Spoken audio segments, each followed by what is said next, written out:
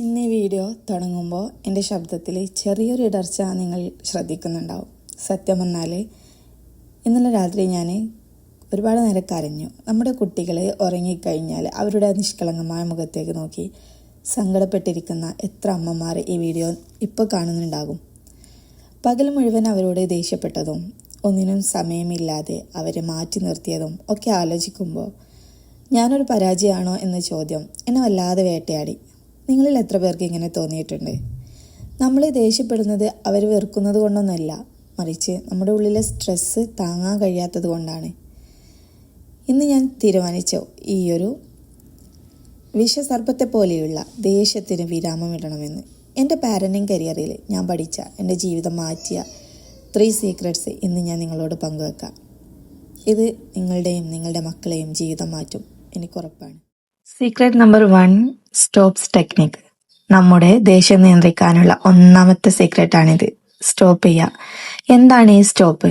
ദേഷ്യം വരുമ്പോൾ ആ സെക്കൻഡിൽ തന്നെ പ്രതികരിക്കാതിരിക്കുക.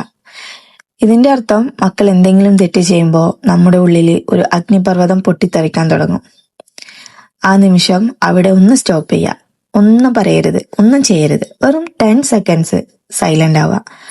ആ 10 സെക്കൻഡിൽ നിങ്ങളുടെ ബ്രെയിനിന് ചിന്തിക്കാൻ സമയം ലഭിക്കും. ഞാനിപ്പോൾ ദേഷ്യപ്പെടണോ അതോ ഇത് ശാന്തമായി പറഞ്ഞു തീർക്കണോ എന്ന് ആലോചിക്കാനുള്ള ആ സമയം മതി. നിങ്ങളുടെ ദേഷ്യത്തിന്റെ ആ ഒരു സ്ട്രോങ് ആയിട്ടുള്ള ഫീലില്ലേ, അത് ഹാഫായിട്ട് കുറയും. ഇത് വേറൊരു ടെക്നിക്കല്ല, ഇതൊരു മൈൻഡ് സെറ്റ് മാറ്റാണ്. നിങ്ങളിത് പരീക്ഷിച്ച് നോക്കുക. മാറ്റം നിങ്ങളിൽ തന്നെ തിരിച്ചറിയും. ദേഷ്യം വരുമ്പോൾ ദേഷ്യപ്പെടുന്നതും ചാടിക്കയറുന്നതും ഒക്കെ നമ്മുടെ ബലഹീനതയാണ്. ശാന്തമായിരിക്കുന്നത് നമ്മുടെ സ്ട്രെങ്ത്തും. ഇനി സീക്രട്ട് നമ്പർ 2, ഏറ്റവും പ്രധാനപ്പെട്ടതാ, നിങ്ങളെ ട്രിഗർ തിരിച്ചറിയാം. പലപ്പോഴും കുട്ടികളുടെ ആ ഒരു കുസൃതിയല്ല നമ്മെ ദേഷ്യം പിടിപ്പിക്കുന്നത് എന്ന സത്യം നിങ്ങൾക്കറിയോ?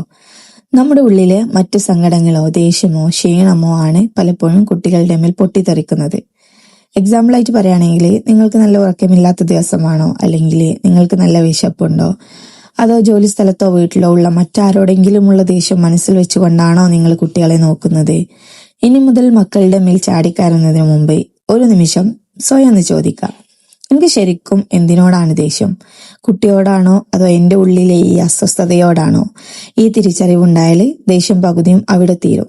നമ്മുടെ കുട്ടികൾ നമ്മുടെ ദേഷ്യം തീർക്കാനുള്ള ഒരു ഉപകരണം അല്ല, അവർ സ്നേഹം അർഹിക്കുന്ന കുഞ്ഞുങ്ങളാണ്.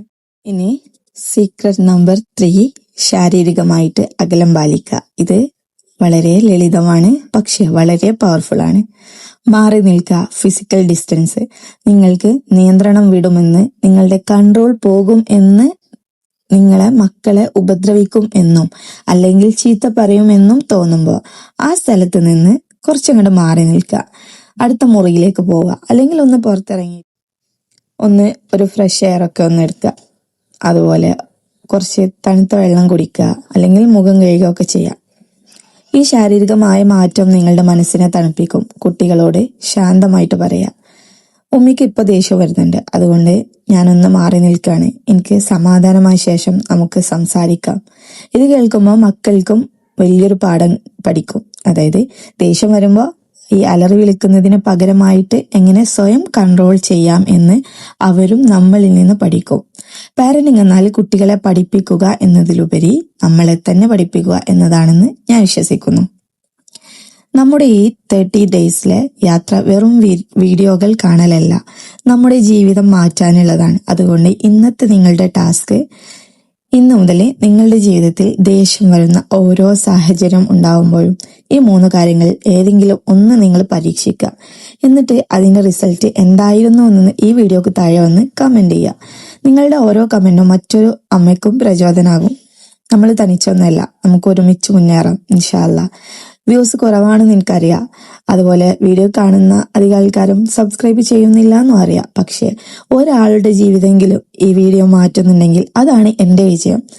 അതിനു വേണ്ടിയാണ് ഞാൻ ഈ ഒരു കണ്ടിന്യൂസ് ആയിട്ട് വീഡിയോ ഇട്ട് പോകുന്നതും. അപ്പോൾ ഈ വീഡിയോ ഉപകാരപ്പെട്ടു എങ്കിൽ ലൈക്ക് ചെയ്യാനും ഷെയർ ചെയ്യാനും മറക്കരുത്.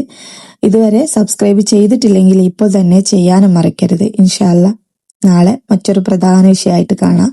സ്നേഹത്തോടെ മുഫ്സില. Thank you.